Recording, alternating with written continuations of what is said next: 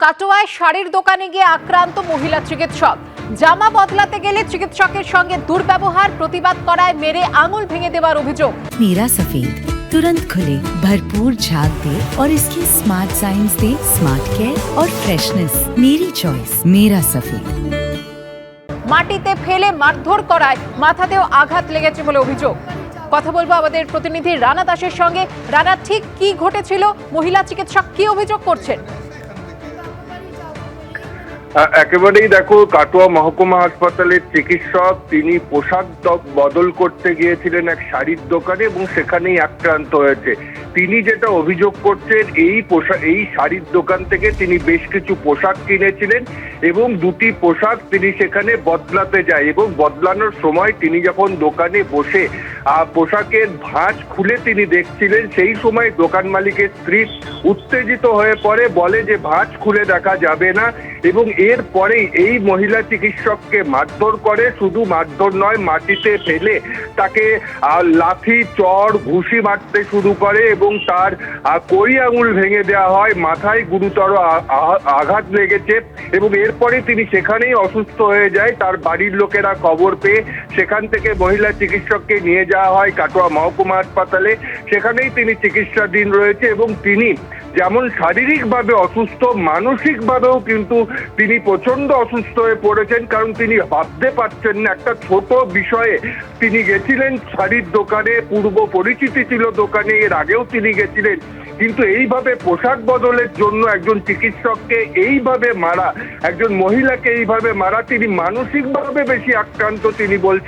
তিনি বলছেন তার হাত আঙুল ভেঙে গেছে, তার থেকে তিনি যতটা যন্ত্রণা পাচ্ছেন তার থেকে বেশি যন্ত্রণা পাচ্ছেন তার মানসিক কারণে।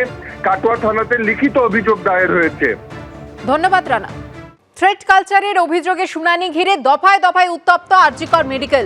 শুনানি শেষে বেরোতেই থ্রেট কালচারে অভিযুক্তদের লক্ষ্য করে ইট ছোড়ার অভিযোগ। থ্রেট কালচারের অভিযুক্তদের ছিনিয়ে নেওয়ার চেষ্টা, জুনিয়র চিকিৎসকদের সঙ্গে ধস্তাধস্তি।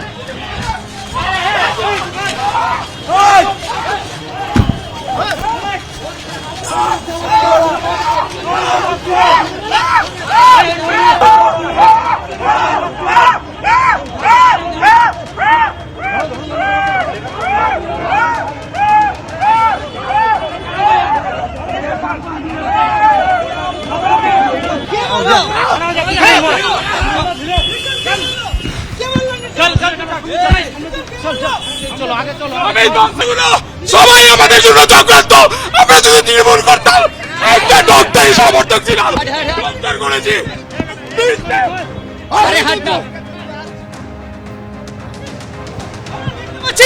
ওপর থেকে ঢিল ছোড়া হচ্ছে, আশিস পান্ডে, নির্জন বাগচি, তাদেরকে নিয়ে একটা ফাঁকা ট্যাক্সি পাওয়ার চেষ্টা করছেন সিআইএসএফ এর আধিকারিকরা। তাদেরকে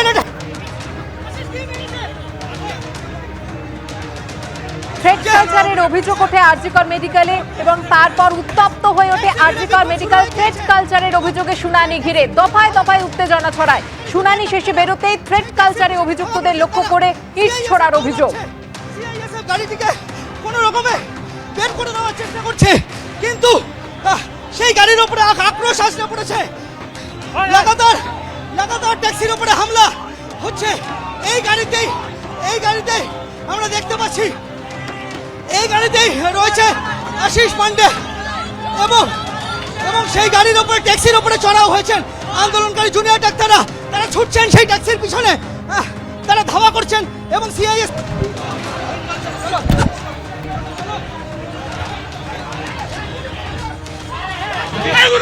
সবাই আমাদের জন্য চক্রান্ত। আমরা যদি তৃণমূল করতাম, একটা ডক্টরই সমর্থক ছিলাম, ডক্টর করেছি। যে বা যারা এসেছিল তাদের জায়গা থেকে আজকে কলেজের বুকে এবং যে থ্রেড কালচারের এগেনস্টে আমাদের লড়াই, আমরা মনে করি এই কলেজের বুকে থ্রেড কালচারের জনক তারা। সেই জায়গা থেকেই স্লোগান শাউটিং হয়, কিন্তু কোনো রকমের অব্যবস্থা বা কোনো রকম গায়ে হাত তোলা এরকমের ঘটনা কিছু ঘটেনি। আমরা ল অ্যান্ড অর্ডারের উপর ভরসা রেখেছি, যেমন এটা ঠিক, ইনকোয়ারি কমিটির উপর ভরসা রেখেছি, এটাও ঠিক, কিন্তু ইনকোয়ারি কমিটির কাছেও আমাদের যেমন আমরা যেমন অভয়ার বিচারের দাবিতে দ্বিতীয় অভয়া যাতে না হয়, সেই জন্য ইনকোয়ারি কমিটির কাছে বারবার যেটা বলেছি যে অতি দ্রুততার সাথে আপনি এই থ্রেড কালচার বিভাগের যে কমিটি তৈরি হয়েছে অতি দ্রুততার সাথে সেই রিপোর্ট সামনে আসবে।